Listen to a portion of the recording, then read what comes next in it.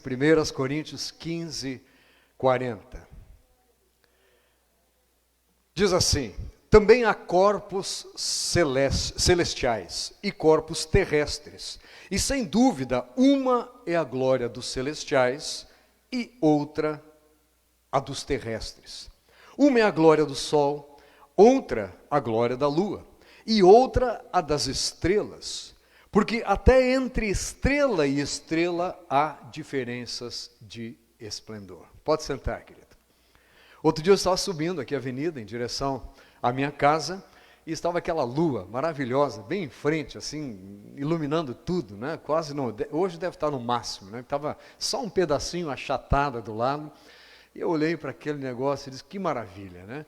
E considerando que essa semana, no dia 20, comemorou-se aí o Dia do Amigo, o Dia Internacional da Amizade, que teve início exatamente na data, ou por causa do momento em que o homem pisou na Lua. Isso foi em 1969. Estava eu completando meus 14 anos de idade, aquele negócio achei impressionante, não é? E era só preto e branco televisão, né? Não tinha nada nem TV colorida, muito menos internet. E aquilo era uma coisa impressionante. Eu me lembro de a minha avó foi uma delas, quantos idosos disseram, isso é mentira. Não é verdade. Até hoje diz que tem gente que não acredita que o homem realmente pisou na Lua. Acho que aquilo foi tudo uma simulação e etc. Né? Mas eu me lembro, a gente ficava olhava para o lado pensando que a gente devia ficar assim mais impressionado com aquilo. Né? E aquilo poderia ser o início de uma corrida espacial, coisa que a gente começou a ver cada vez mais na ficção científica.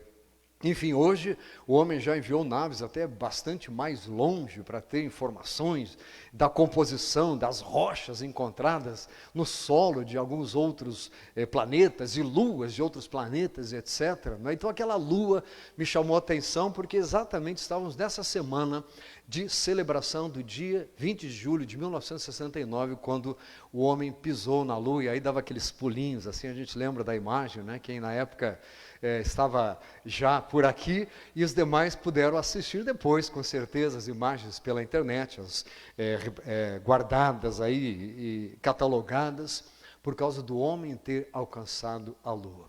E eu estava meditando na palavra de Deus que fala estas coisas. A palavra de Deus é tão sábia, né?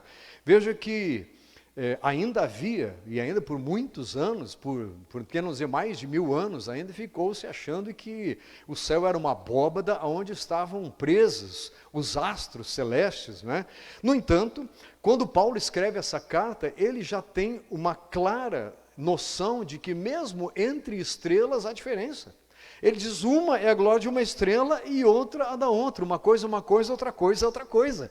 Ele olhava para o céu e dizia, olha, mesmo entre elas há diferença. Quanto mais entre as coisas celestiais e as coisas terrenas, ou as dos céus e as da terra. Abra sua Bíblia no Salmo 8, um dos salmos que exalta ao Deus que nós temos, um só, e fala muita coisa. Livro dos Salmos, capítulo 8. Ó Senhor, Senhor nosso, quão magnífico em toda a terra é o teu nome. Pois expuseste nos céus a tua majestade. Da boca dos pequeninos e de crianças de peito suscitaste força por causa dos teus adversários, para fazeres emudecer o inimigo e o vingador. Quando contemplo os teus céus, e deixa eu abrir um parênteses, nós devemos fazer isso, queridos, não para ficar como sonhando, como que não sabe o que está esperando da vida, mas para admirarmos a criação do nosso Deus. Quando contemplo os teus céus, há aqui um reconhecimento, não de que aquilo é nosso, de que aquilo nos pertence, até porque até hoje, não é muito distante, muito inalcançável, cada vez a gente descobre que o universo é maior, né? Maior e maior, enfim. Quando eu contemplo os teus céus, obra dos teus dedos, e a lua, e as estrelas que estabeleceste, o que é o homem? O que é o homem que dele te lembres? E o filho do homem que o visites. O salmista já tinha uma clara noção de que um dia o Senhor se faria carne e habitaria entre nós. E ele diz, olha, quem é o homem? Para que o Senhor se lembre dele, para que o Senhor tenha alguma preocupação, algum cuidado, o homem é nada diante da grandiosidade da criação de Deus, e isso fica estampado quando nós examinamos o cosmos. O pouco que conseguimos fazer com os telescópios avançadíssimos que temos e que não conseguem ver quase nada do que se tem por aí. Quando contempla os teus céus, obra dos teus dedos, e a lua, e as estrelas que estabeleceste, o que é o homem que dele te lembres, e o filho do homem que o visites? Fizeste-o, no entanto, por um pouco menor do que Deus, e de glória e de honra o coroaste. E este é o ponto que eu gostaria de tratar hoje. A glória dos astros celestes e a glória do homem terrestre e do homem celestial. O que a Bíblia tem para nos mostrar de comparação com estas coisas? E o salmista pega aqui a introdução e ele diz, olha, olhe para os céus e você descobre que as glórias são diferentes. Toda a glória é do Senhor. Todo o universo glorifica o Deus Criador que fez com seus dedos, como diz aqui este Salmo de capítulo 8. Deste-lhe domínio sobre as obras da tua mão e sob seus pés tudo lhe puseste. Colocaste nas mãos do homem o domínio sobre estas coisas todas que tu criaste. Veja só, se nos dias de Paulo nem se imaginava como tocar aquelas coisas que Deus fez com os seus dedos, imagina no dia do Salmo, em que ele foi composto e escrito, e ele dizia, tudo isto tu colocaste nas mãos daquele que é tão pequeno da criação, nas mãos do homem. E colocaste tudo debaixo dos seus pés. Ovelhas, bois, todos. Também os animais do campo, as aves do céu, os peixes do mar e tudo o que percorre as sendas dos mares. Ó Senhor, Senhor nosso. Ó Senhor, Senhor nosso, quão magnífico em toda a terra é o teu nome. Quando nós olhamos o que o homem está fazendo, quando descobrimos as maravilhas do desenvolvimento tecnológico, ficamos impressionados. Mas o salmista diz, olha, isso aqui nunca vai ser mudado. Por mais que o homem crie, faça, desenvolva, por mais que tenhamos tecnologia e acesso e informação, Deus foi, em primeiro lugar, quem criou toda a matéria-prima disso. Deus foi quem criou a inteligência do homem. Deus foi quem criou isto ao acesso visual, tátil, audível do ser humano. Quando eu falo em visão e audição, eu fico imaginando como Deus vai ampliar essa nossa capacidade de enxergar e de ouvir. Hoje, a nossa audição, em números redondos, vai de 20 Hz a 20 kHz. Imagine que em que faixa de frequência ficam, por exemplo, os sons angelicais? Eu não sei.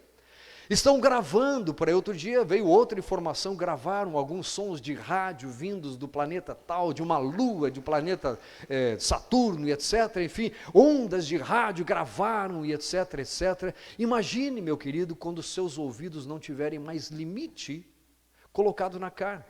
E os olhos? Quando eu era bem novo, eu falei para vocês outro dia aqui, eu pegava a agulha para a mamãe e colocava o fio assim, porque ela pedia para colocar e eu não entendia qual era a dificuldade dela em colocar o fiozinho na agulha.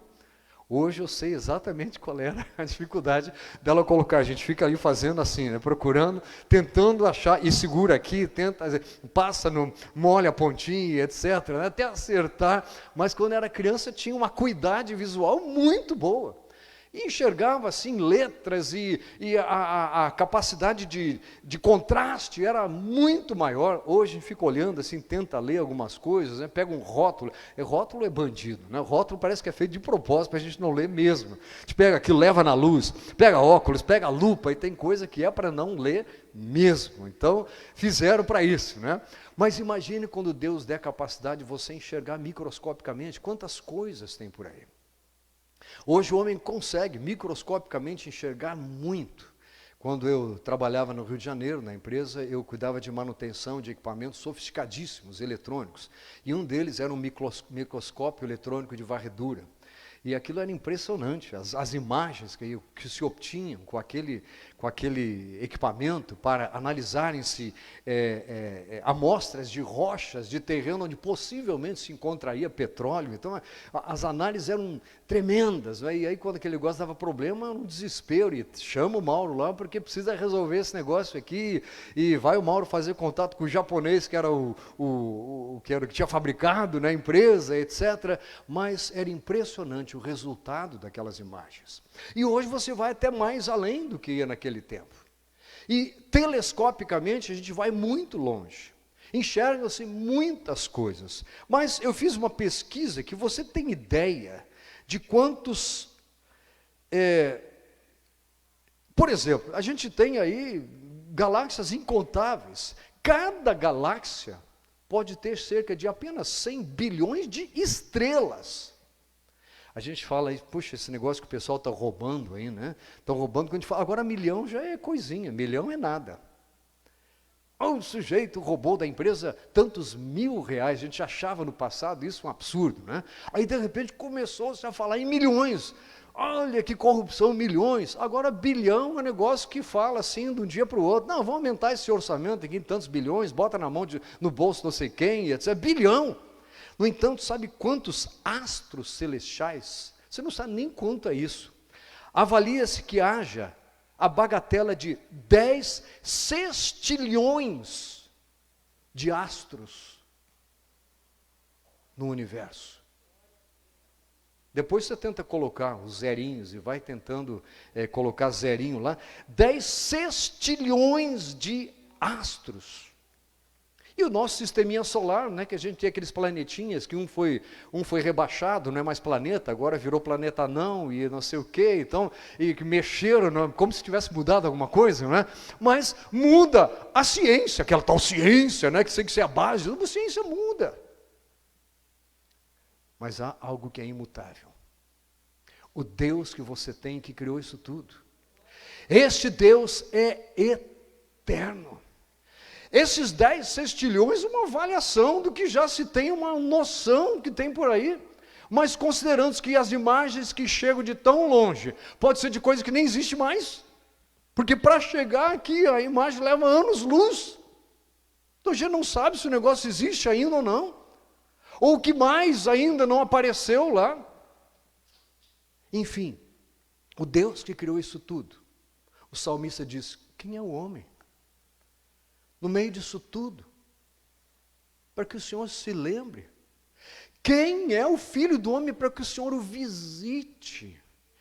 Ah, se a humanidade se desse conta de que nós não somos nada.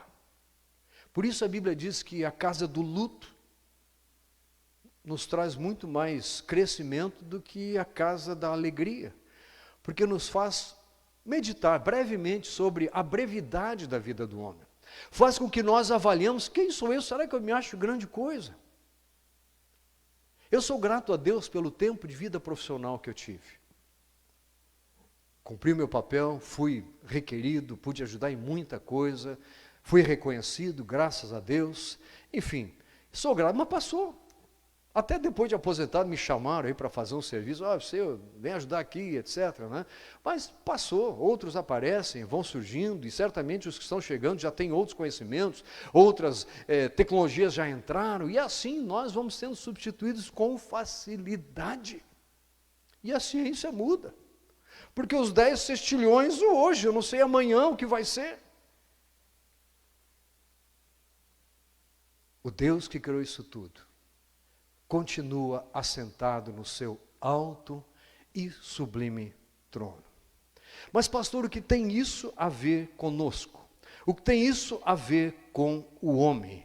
Nós vamos abrir de novo a nossa Bíblia, lá no texto de Coríntios, que eu li, a primeira carta de Paulo aos Coríntios, e vamos descobrir o paralelo que Deus faz destes 10 sextilhões de astros celestiais com o ser humano. A gente acha 7 bilhões de seres humanos, uma coisa muito grande. A gente acha muita gente. Voltando, versículo 40. Também há corpos celestiais e corpos terrestres. E sem dúvida, uma é a glória dos celestiais e outra a dos terrestres. Uma é a glória do sol e a glória da lua. A gente sabe que a lua nem brilho próprio tem. Ela depende do sol incidir sobre ela e ela então refletindo a luz do sol é que fica bonita como ela está nesses dias.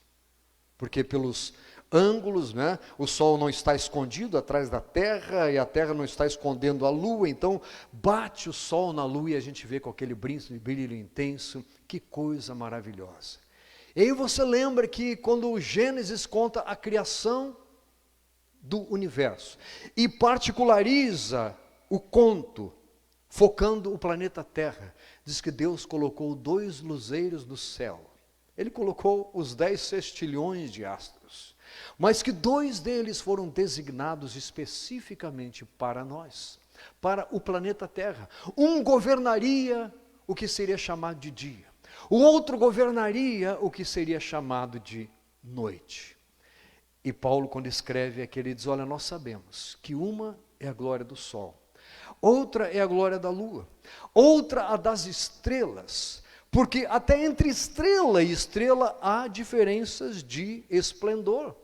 O sol é uma estrela de que grandeza? Pois é, a gente já fica até em dúvida agora para responder. Será que não mudou esse negócio, né? Será que não... Pois é, mas lá atrás já aprendemos lá, a quinta grandeza significa que, olha, é pequenininho comparado com o que tem por aí, é muito pequeno. Versículo 42. Pois assim também é a ressurreição dos mortos.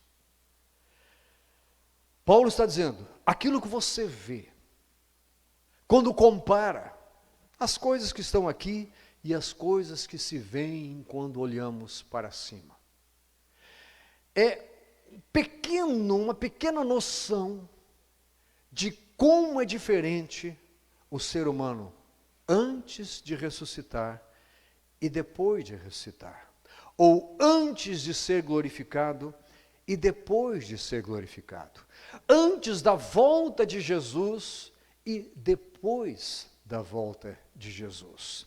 Diz Paulo o seguinte, semeia-se o corpo na corrupção. Pastor, vai falar de política de novo? Não. Corrupção por causa do pecado, generalizadamente. Semeia-se o corpo na corrupção, ressuscita na incorrupção. Nós sabemos, também pelo ensino bíblico, que o homem foi criado perfeito quando colocado lá no Éden. Foi colocado lá para ter uma comunhão perfeita com Deus. E quando o homem e a sua mulher decidiram se rebelar contra Deus, pecaram, nós sabemos que a glória de Deus foi perdida. Ficou um resquício daquela imagem de Deus no homem, mas o homem perdeu a sua eternidade, o homem perdeu a glória de Deus que estava nele. Então ele diz aqui, olha, nós sabemos que o homem é semeado agora na corrupção, porque ele vem de um relacionamento humano e vai recebendo aquela raiz do pecado, ele já não é mais aquele homem perfeito que era.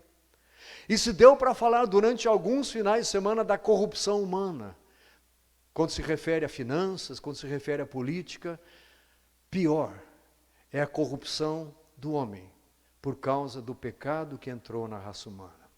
E Deus sabe disso. E por isso que o salmista dizia, quem é o filho do homem para que tu o visites? Porque a Bíblia diz que antes da criação do mundo, Deus já propôs o seu coração enviar o seu filho ao mundo para salvá-lo. Já sabia de tudo o que o homem passaria na sua história com todo o desenvolvimento científico, tecnológico e etc, etc. Semeia-se o corpo na corrupção, se referindo à geração, talvez de um novo ser humano, como é, ele vem para cá e habita este lugar num meio corrupto. A criação está corrompida aqui neste planeta. ressuscita na incorrupção. Solução para o Brasil. Não é troca de partido, não é troca de regime. Solução para o Brasil é começarmos a semear a palavra de Deus. A palavra que é colocada no coração e que possibilita que, quando Jesus voltar, as pessoas sejam colhidas agora na incorrupção. Paulo está fazendo uma imagem aqui do que há de acontecer quando Jesus voltar, com a transformação que vai acontecer com os seres vivos ou mortos. Diz aqui: semeia-se em desonra, ressuscita em glória. Uma é a glória dos astros celestiais, outra a glória dos corpos terrenos, e Paulo está dizendo, no homem também é assim. O homem, na corrupção, não tem glória nenhuma. Quando ele ressuscita em poder. Semeia-se na fraqueza. O homem é fraco, a carne é fraca, o homem está caído. A humanidade foi encerrada debaixo do pecado pela lei de Deus. Foi caracterizada como condenada por causa do que o próprio Deus inspirou homens e mulheres a escreverem.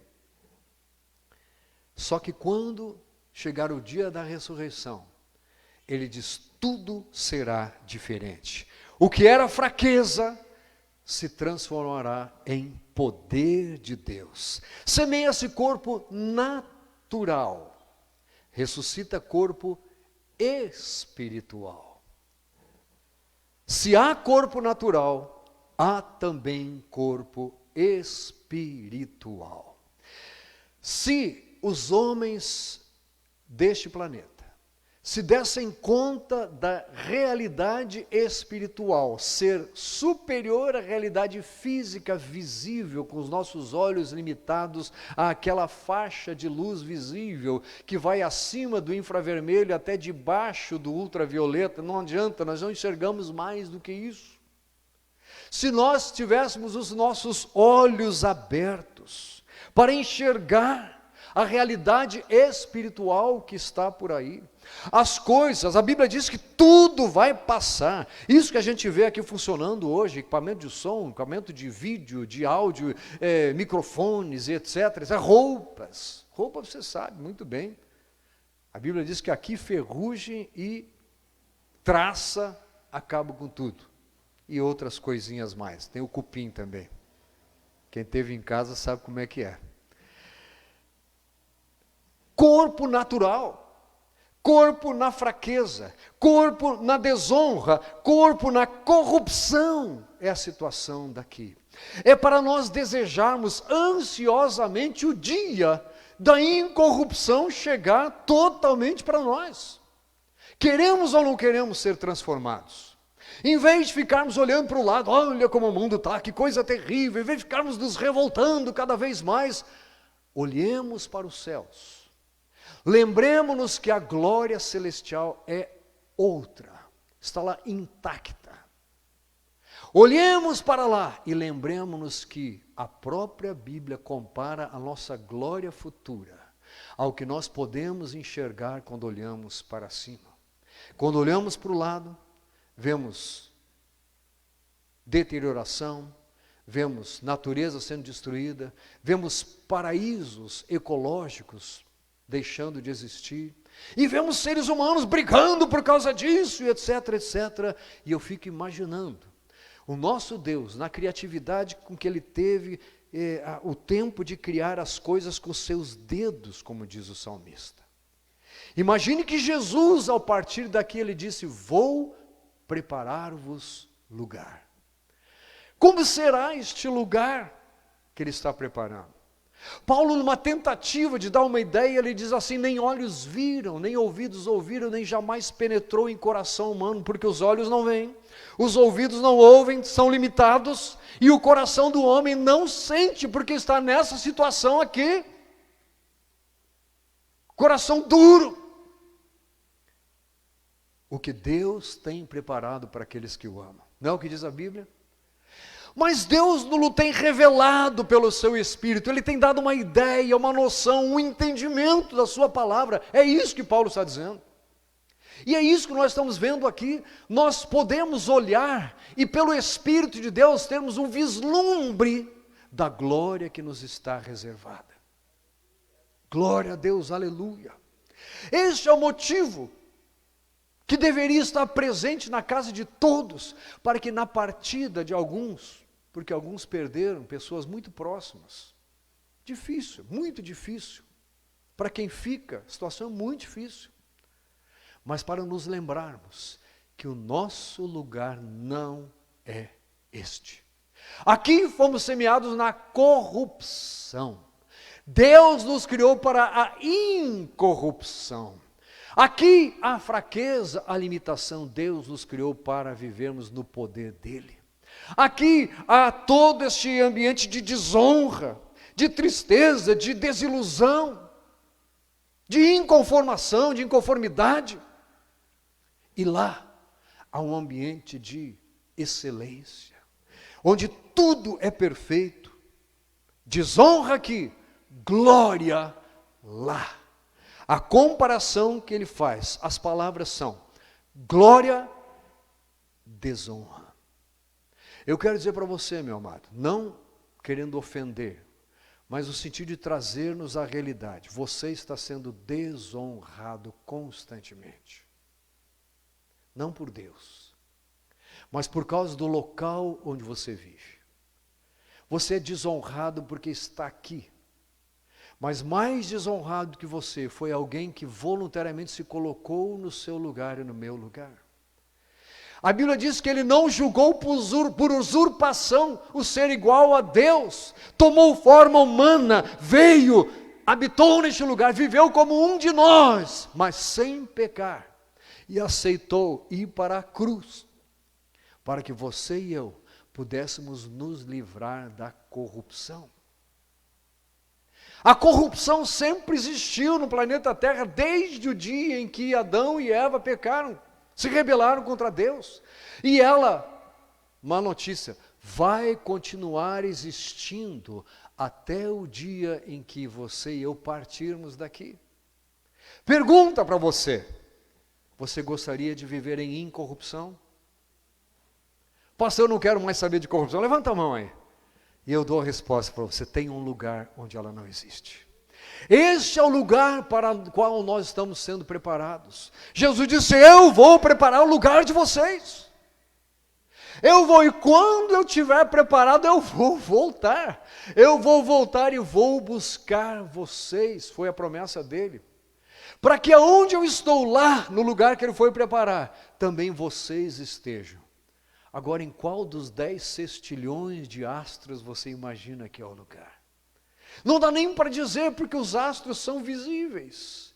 E nós vamos receber um corpo espiritual, porque ele diz aqui: se há corpo físico, há corpo espiritual. E o corpo espiritual não está mais limitado a espaço, não fica delimitado, o alcance é incalculável. Alguns se perguntam, pelo menos eu quando criança, me perguntavam: mas o que eu vou ficar fazendo o tempo todo lá, vivendo uma eternidade? Né? Porque aqui a gente brincava, cansava e tal, ia para casa, etc. Né? Imagine aí 10 sextilhões que se tem noção. Eu só sei de uma coisa: ou eu creio em Deus, e espero realmente dizendo: Maranata, vem Jesus, porque eu sei que o meu lugar não é este. Este é um lugar de corrupção e que não adianta me levantar contra, não adianta eu brigar, achando que homens, que organizações humanas vão resolver, porque não vão resolver. Mas Deus já resolveu. Já resolveu, e a fórmula é: aqui você foi semeado na corrupção. Por mais que tenha sido cuidado, amado, por mais que você tenha nascido num lar que teve todo cuidado, carinho por você, por mais que você tenha tido o privilégio que nós tivemos de conhecer uma igreja como esta, e viver em comunhão com os irmãos, você tem visto e vivenciado a corrupção deste mundo. Corrupção que não é só nas finanças, Corrupção que não é só no uso dos recursos que existem por aí. Energia atômica é um negócio maravilhoso, mas também cria uma bomba.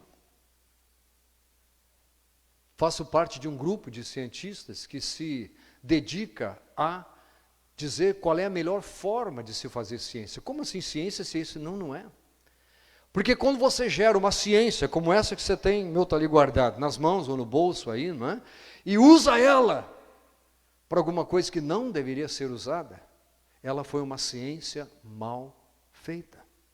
Quando você usa ela para abrir, ler um texto bíblico, ela é uma ciência que te faz crescer. Onde está o diferencial? Na sua escolha. Em que uso você vai fazer?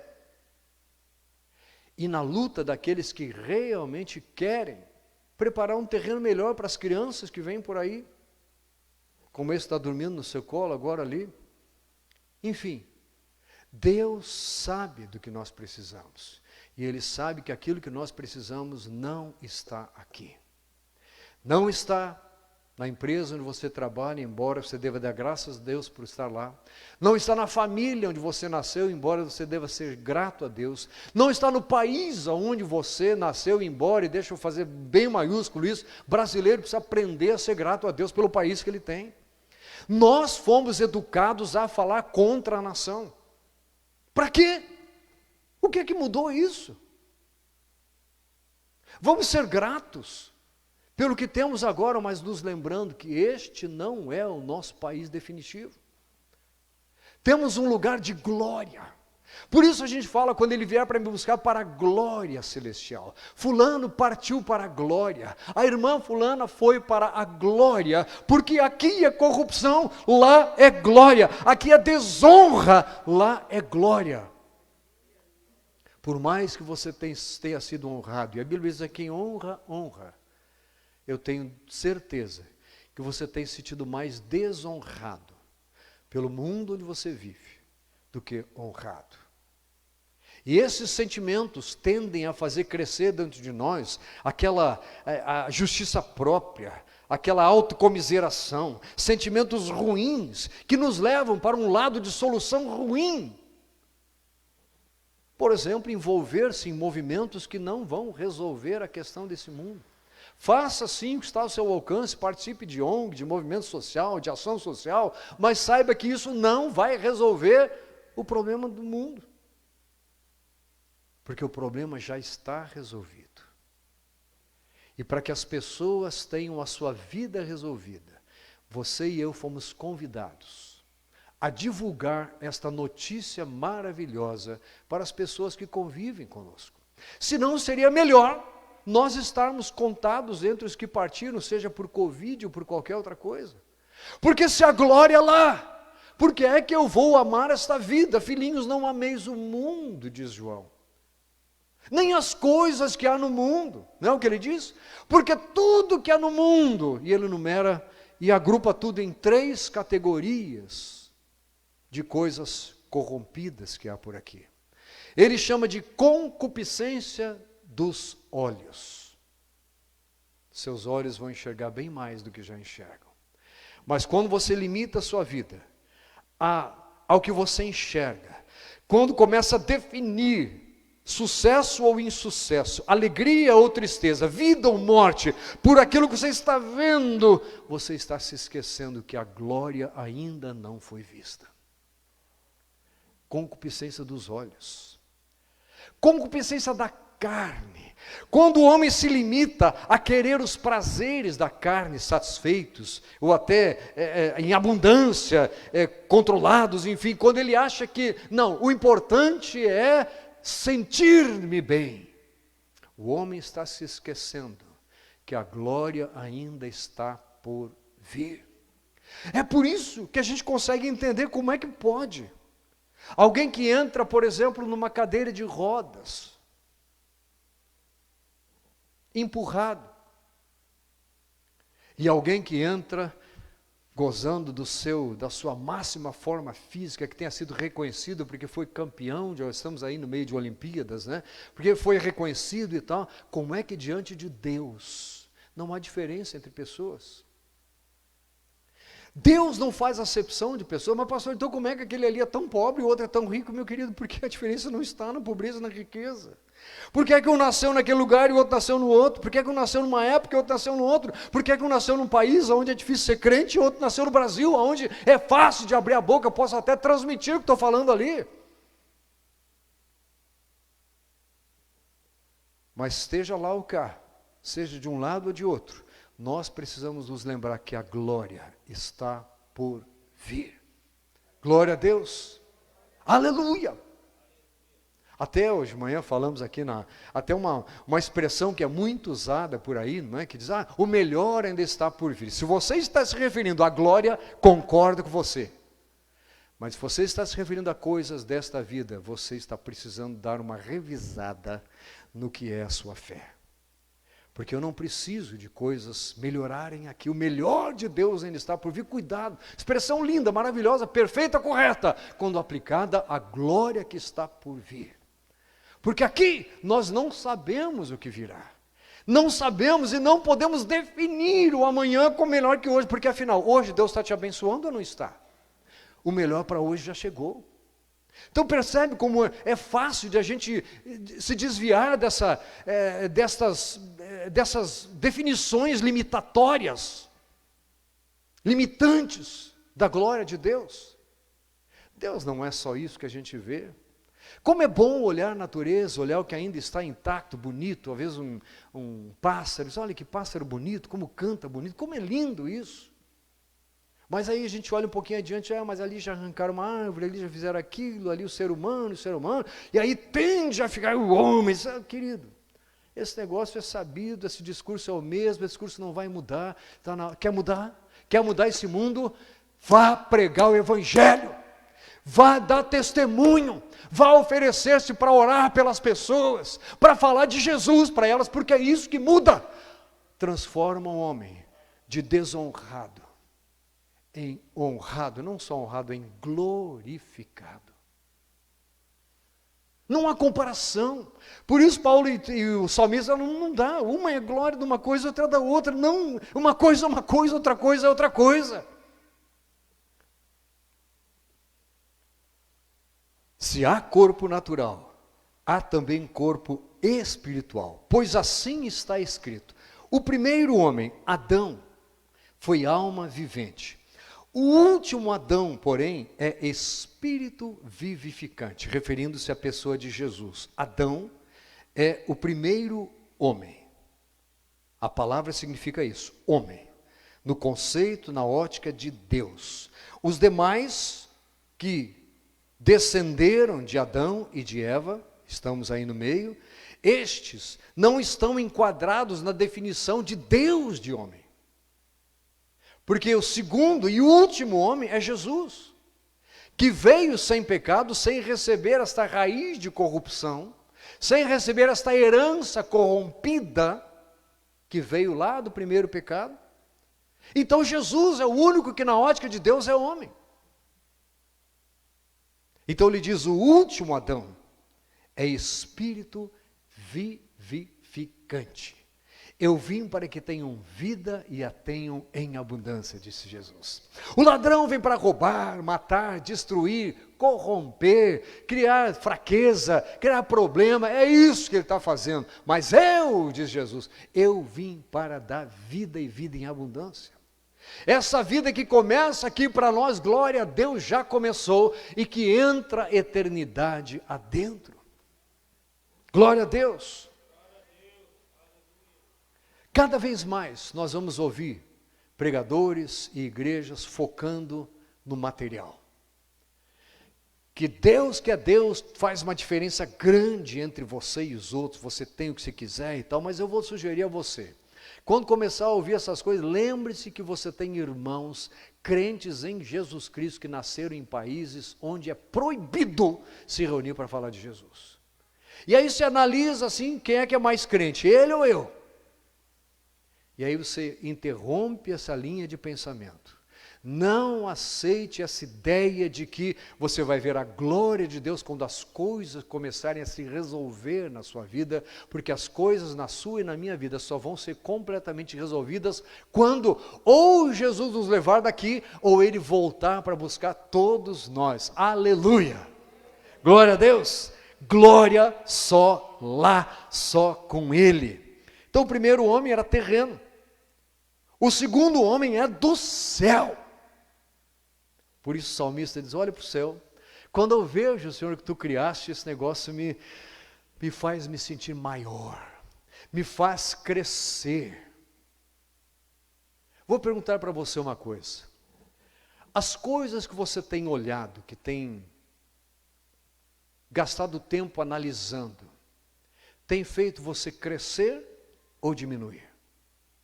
No que você tem concentrado a sua atenção? Veja que eu não estou dizendo como é que é a sua vida, como é que você está vivendo, é o que é que está determinando como você se sente, como você age, como você reage. O salmista e Paulo dizem, olha, eu aspiro à glória celestial. Há um texto no Novo Testamento, diz, aspiramos à pátria celestial. Lá está o nosso tesouro, aquele é o nosso lugar derradeiro, é para lá que o Senhor nos chama, é para irmos para lá que Ele está nos preparando, glória a Deus. E é para entrarmos naquele lugar que quando morrermos e ressuscitarmos, ou quando Jesus voltar e quando estivermos vivos ainda formos transformados, é para isso que seremos transformados nestes homens e mulheres espirituais. Por isso, Paulo está focando aqui não no Jesus homem carne que veio, mas no que ele representa para o mundo espiritual. Porque o mundo espiritual é mais real do que o mundo físico. O físico é enxergado com os nossos olhos limitados entre uma frequência eletromagnética acima um pouco do infravermelho e abaixo do ultravioleta, já não enxerga fora disso. As coisas espirituais são mais reais do que as visíveis. As que são visíveis neste espectro de frequência vão ser destruídas, vão desaparecer. A Bíblia usa uma expressão que os elementos se desfarão, não é isso que diz?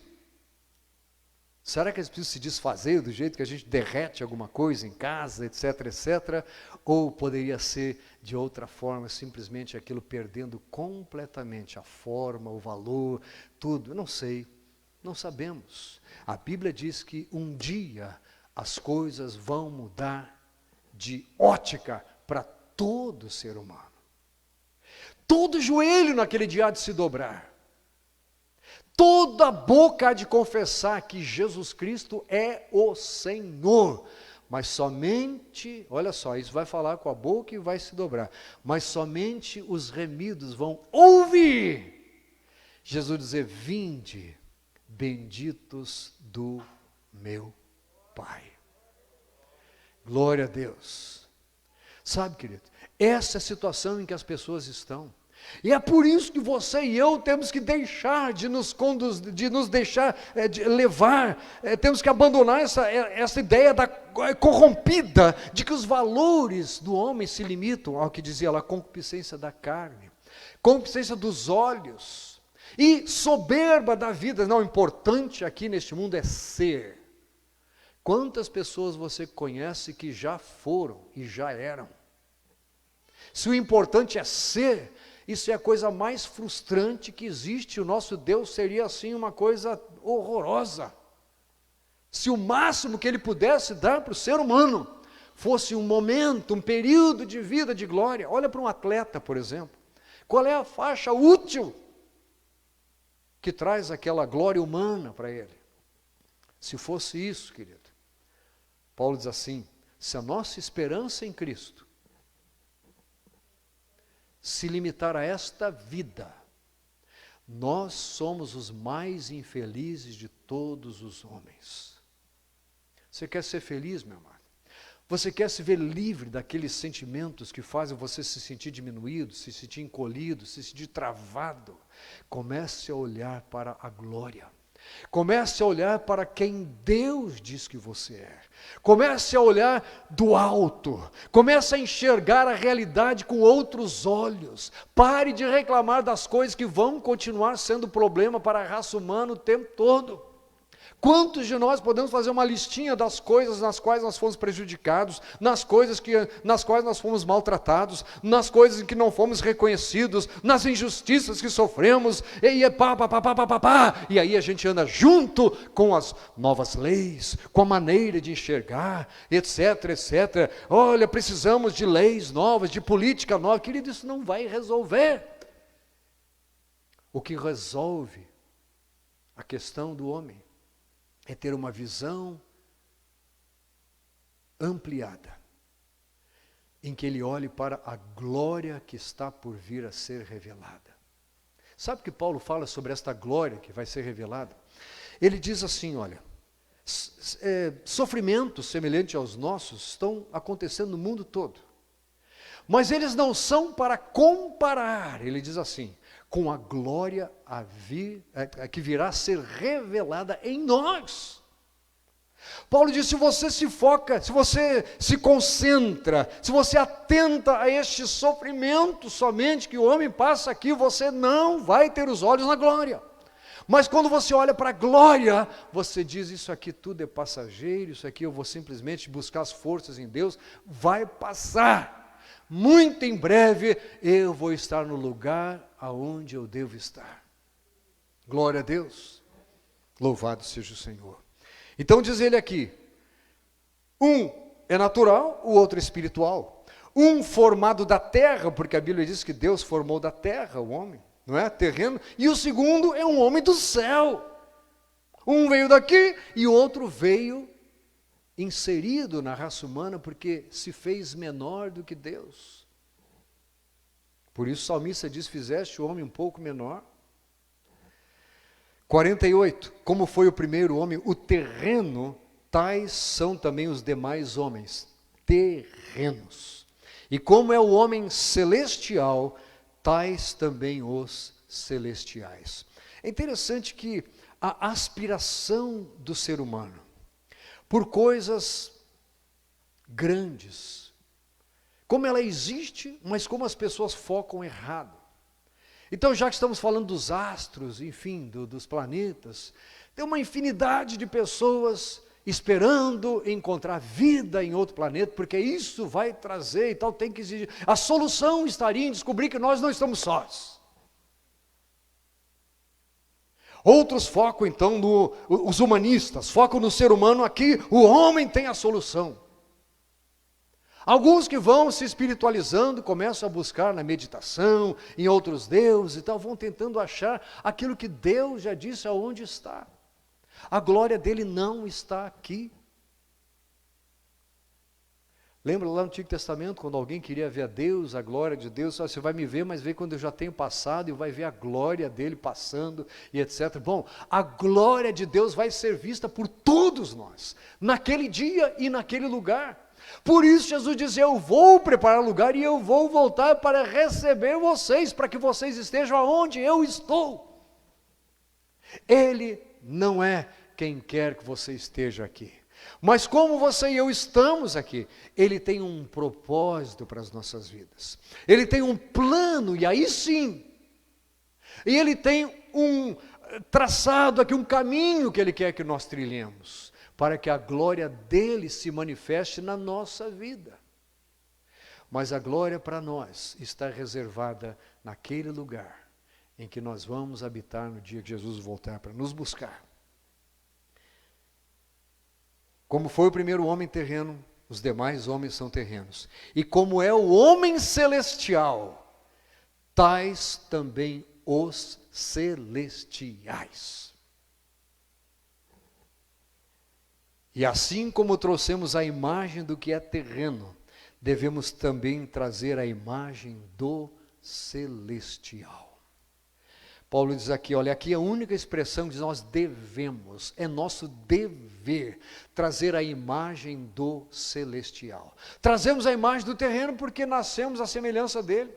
Fomos gerados de papai e mamãe e tal, que vem da descendência lá do primeiro casal.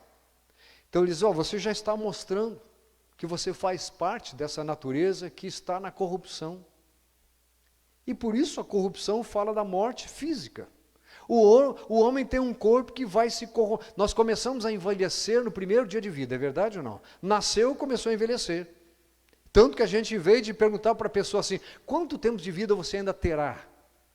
A gente pergunta, quanto de vida já foi? É ou não é?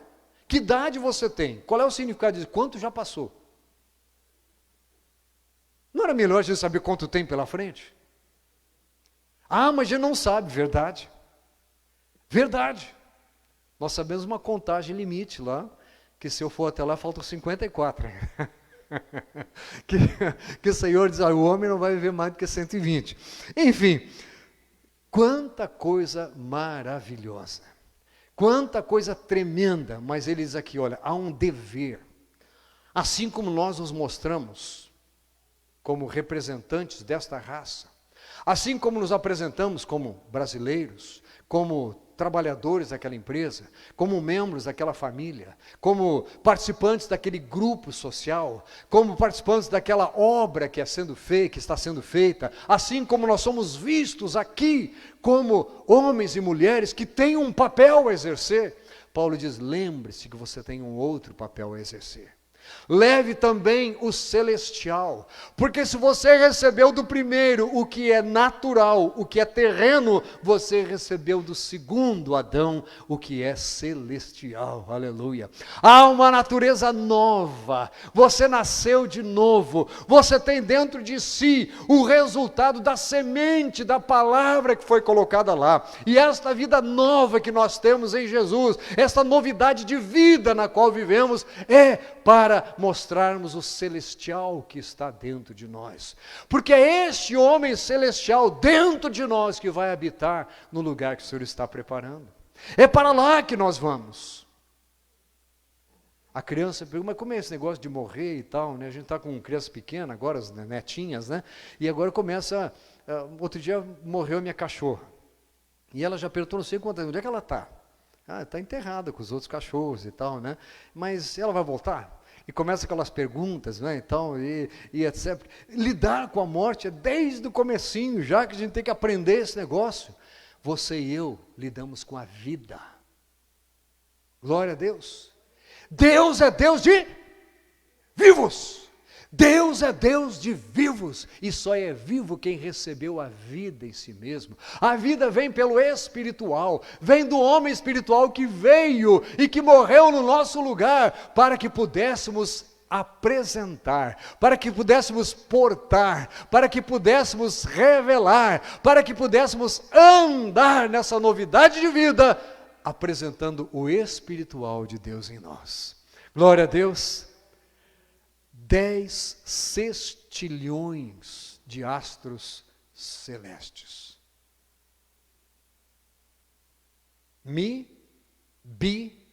Sextilhões. Né? Quadri, e aí vai lá para os 6. E é vezes 1000 cada vez, hein? Enfim, é muita coisa. É muita coisa. A gente, quando começou o negócio de computador, já que falando de ciência, né? Eu me lembro que o primeiro computadorzinho que teve lá em casa, eram aqueles Sinclair, uma coisa dessas aí e tal, né? E aí tinha uma surpreendente memória de 4 kilobytes.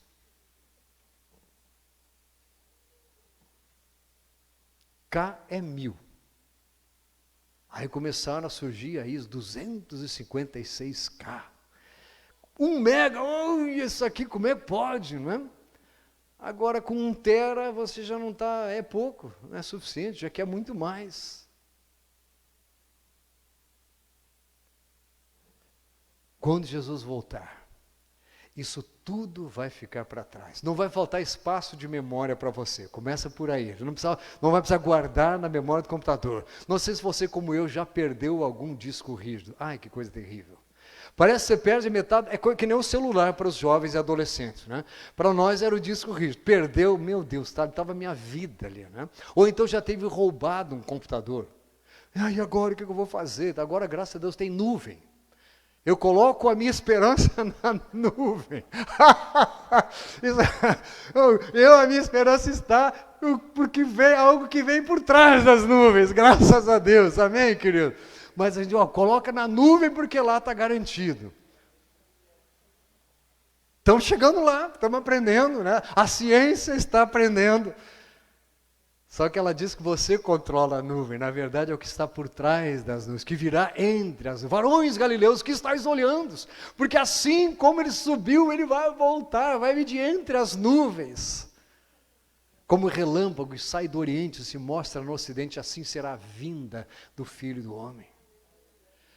Não deixe a limitação do corrupto, a limitação do pequeno, a limitação do terreno, a limitação do fraco, da fraqueza, a limitação da desonra impedir que entre a glória do que é celestial na sua vida. Não se limite.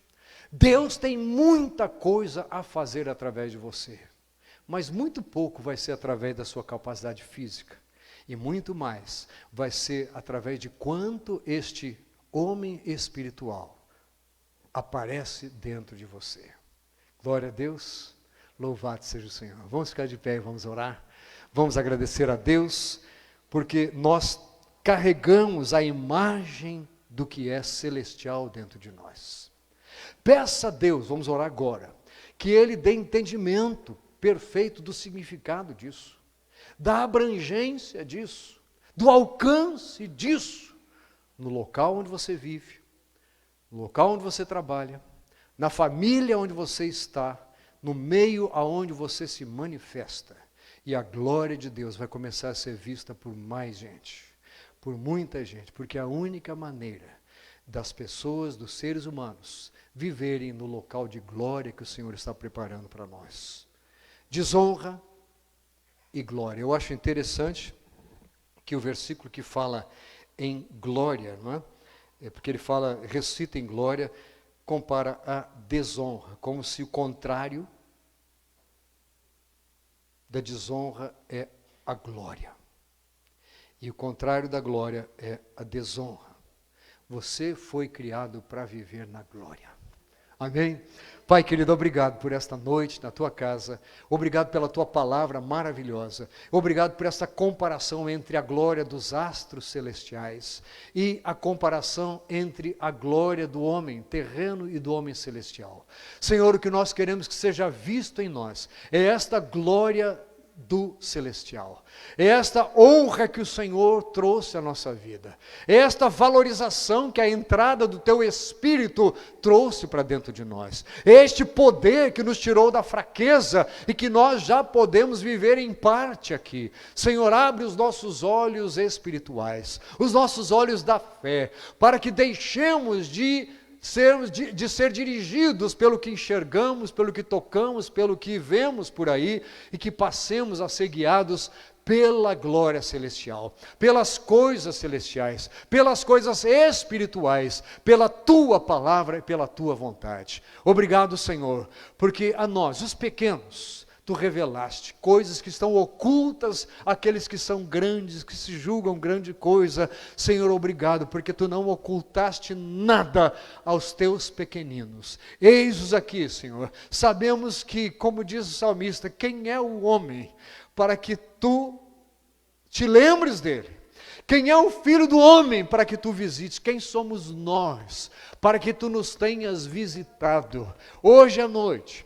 Para que tu nos tenhas visitado no dia da nossa salvação e para que tu tenhas marcado este dia em que vais buscar a cada um de nós. Eis-nos aqui, Senhor, para glorificar o teu nome, para engrandecer o teu nome, naquilo que nós representamos aqui, nos nossos papéis, no nosso dia a dia. Queremos que o teu nome seja honrado e que o espiritual fique evidente na vida de cada um de nós. Recebe o nosso louvor, a nossa gratidão, em o nome precioso e eterno do Senhor Jesus. Amém.